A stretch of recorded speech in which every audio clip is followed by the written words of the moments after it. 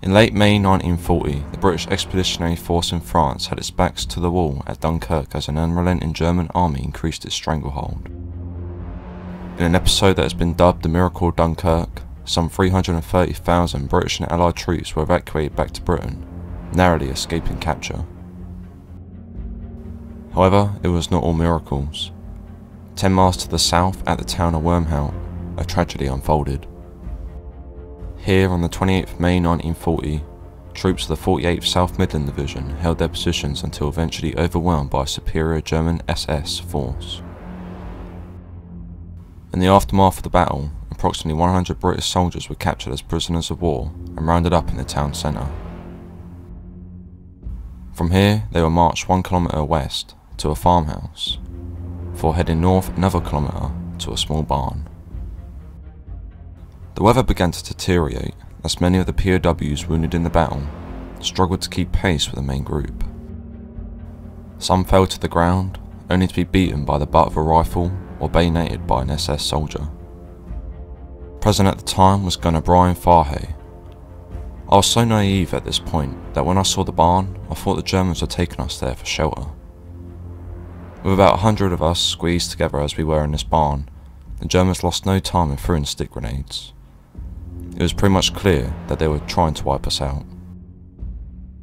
At the rear of the barn was a secondary exit, which 5 British soldiers used to sneak out from. Crawling away, all 5 reached the relative safety of a nearby farm, where they were taken as prisoners of war once again. Last to enter the barn was Private Bert Evans, who witnessed the opening moments of the massacre. I was the last to enter, standing alongside Captain James Lynn Allen, just inside the door of the barn, when the Germans began throwing grenades in. I had my right arm shattered by the first explosion. Then, while I was still feeling dazed, Captain Lynn Allen, who was at this time unwounded, seized me and dragged me out through the door. Moving away from the barn, the two limped down a small ditch until they reached a small pond. They decided to jump into it, hoping to use it for safety, but moments later a lone German soldier appeared. He fired 2 shots at Captain Lynn Allen, killing him instantly, prior to training onto Evans, who was similarly shot twice. Meanwhile, further grenades were thrown into the barn, onto which Warrant Officer Class 2 Augustus Jennings and Sergeant Stanley Moore threw themselves to save their colleagues. Both were killed instantly. Afterwards, the Germans ordered groups of 5 out from the barn to be executed. First out was Gunner Brian Fahey. The German NCO lined us up facing his men. There were 5 of them, each one with a rifle. Facing the executioners, I was number 5, and I heard the first 4 numbers called out, the shot followed, and my comrades falling, one by one, beside me. The SS shouted 5, and I heard the shot, felt the bullet pierce my back and pass through my chest. I fell down instantly and felt my blood spouting. Then I passed out.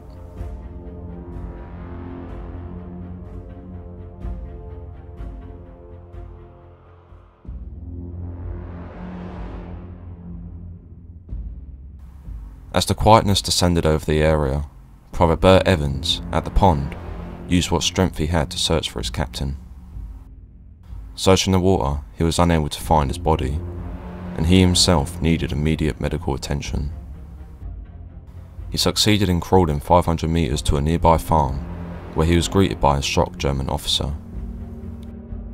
The officer grabbed nearby sheets to provide some support to the private's broken arm, before helping him into a sidecar and taking him to a nearby aid station. Back at the barn, Private Alfred Toombs and several others woke up having miraculously survived the ordeal. When it had all gotten quiet in the barn, I got up. I was covered in blood. There was about 5 of us who were alive. We went out a little side door all along a ditch and we came to a dead end. We decided to run for a farmhouse. As soon as we got to the farmhouse, somebody shouted "Halt!" and rifles poked through the hedge.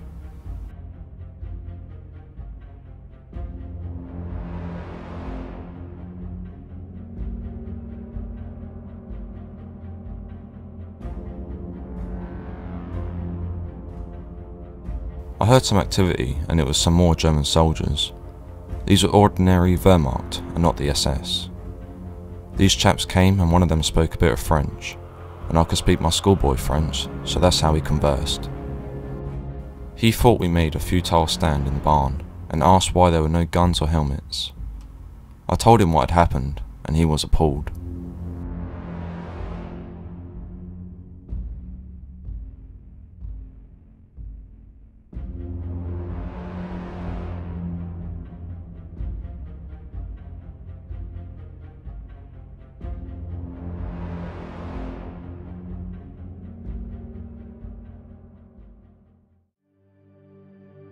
Today, the site has been renovated into a large memorial. Rows of trees pay tribute to each soldier who was killed, including those who are still unknown and still missing.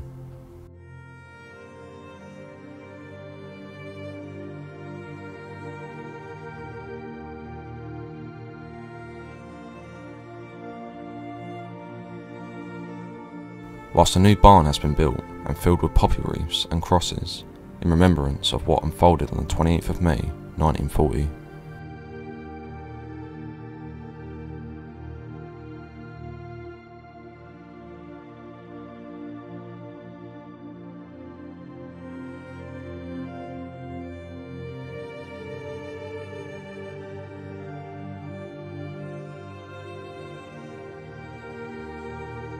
A mile and a half away lies the Esquelbec War Cemetery, where some of those killed are now laid to rest.